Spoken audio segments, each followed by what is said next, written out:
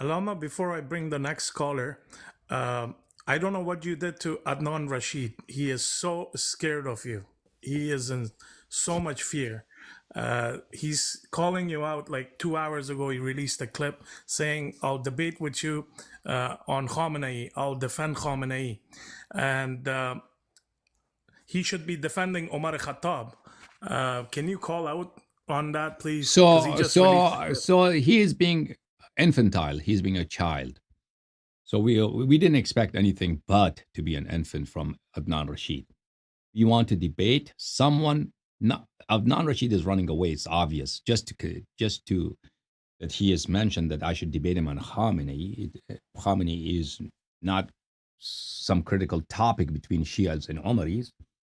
And of course, I'm a Shia scholar and I'm a Shia debater and a Shia speaker, and I represent the Shia faith. And I question the Umari faith.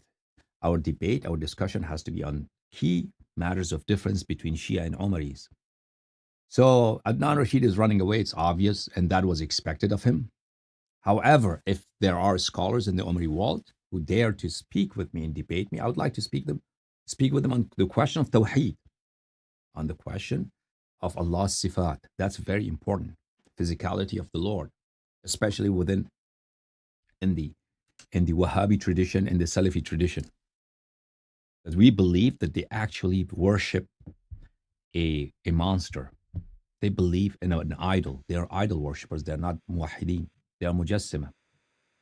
And many scholars of the Omari faith in themselves, they have denounced the mujassima as kafirs, as mushrik. That's a very important topic for them to choose, to be ready to debate me on that. Another special important topic would be the history of Quran. I would very much welcome an Omari scholar to debate me on the history of Quran, whether Quran was altered or not, and what are their proofs. In the Umari tradition, Quran was altered severely. More than 90% of Quran is lost.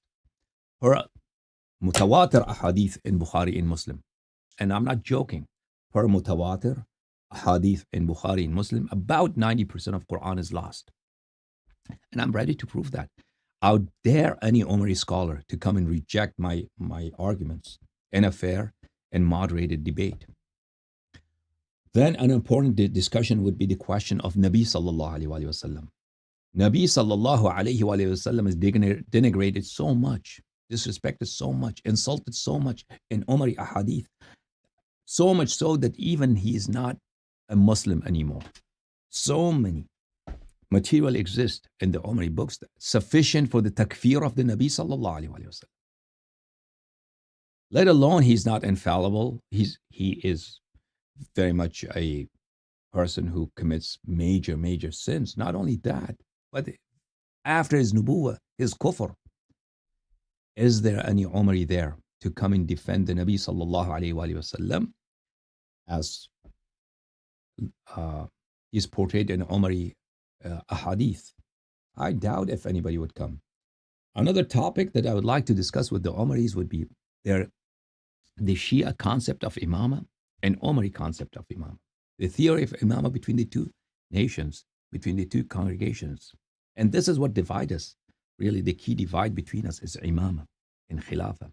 Our belief in imama resonates with Quran, resonates with hadith, and resonates with aql. It's common sense what it dictates. The Nabi sallallahu alayhi wa sallam should be succeeded by someone like him.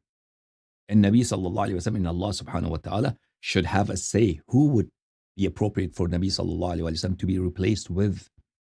However, the Umari theory of imama is not only irrational, it's the denial of the divinity of Allah subhanahu wa ta'ala. It's Allah's uluhiyya, Allah's divinity is rejected if you contemplate what their theory of imama is.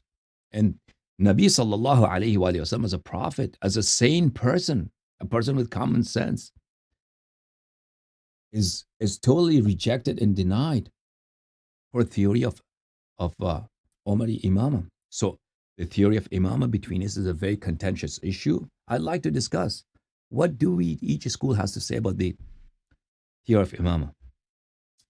Another issue that is very dear to us Shia is, and very important, is the Imam of Imam Ali alayhi salam, that he is, without question, without any sort of doubt, appointed by Allah and Rasul sallallahu alaihi wasallam as the first successor after Nabi sallallahu alaihi wasallam.